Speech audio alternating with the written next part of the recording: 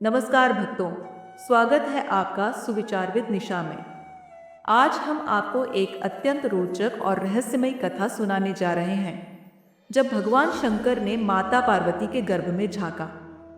यह कथा हमें जीवन और ब्रह्मांड के गहरे रहस्यों से अवगत कराती है।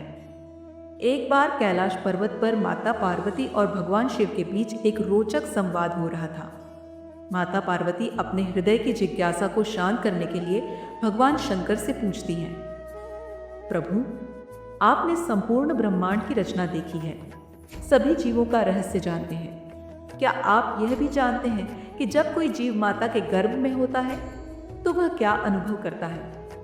भगवान शिव मुस्कुराए और बोले, हे पार्वती, गर्भ एक ऐसा स्थान है जहां जीव अपने पूर्व जन्मों के सभी कर्मों को स्मरण करता है, परमात्मा का साक्षात्कार करता है और मुक्ति की प्रार्थना करता है। परंतु जन्म लेने के साथ ही वह सब कुछ भूल जाता है।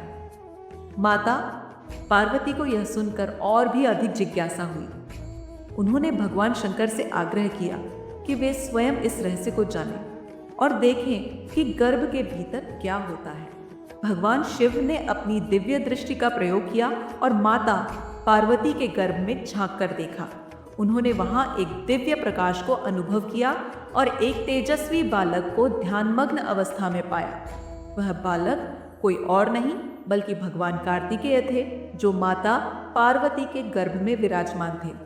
भगवान शिव यह देखकर चकित रह गए कि गर्भ में ही कार्तिकेय परम ज्ञान और ब्रह्मांडीय सत्य को समझ रहे थे। भगवान शिव ने कार्तिकेय से प्रश्न किया, वत्स, तुम गर्भ में क्या कर रहे हो? कार्तिकेय ने उत्तर दिया, पिताश्री, मैं यहाँ संसार के रहस्यों को जानने और मोक्ष का मार्ग समझने में तल्लीन हूँ। यह स्थान मुझे ईश्वर का अनुभव कराता है, परंतु जन्म लेने के बाद अधिकांश जीव इस सत्य को भूल जाते हैं। भगवान शिव यह सुनकर अत्यंत प्रसन्न हुए और माता पार्वती से कहा, हे देवी, यह बालक ज्ञान और शक्ति का प्रतीक बनेगा।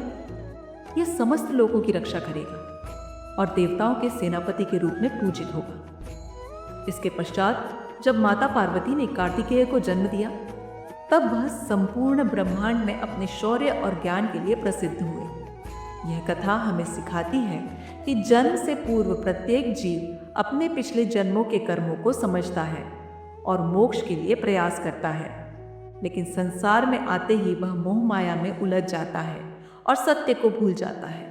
इसीलिए हमें जीवन में धर्म, सत्य और ईश्वर भक्ति का पालन करना चाहिए, ताकि हम अपने वास्तविक स्वरूप को पहचान सकें। अगर आपको यह कथा पसंद आई हो तो इसे लाइक करें, शेयर करें और हमारे चैनल सुविचार विद निशा को सब्सक्राइब करना न भूलें।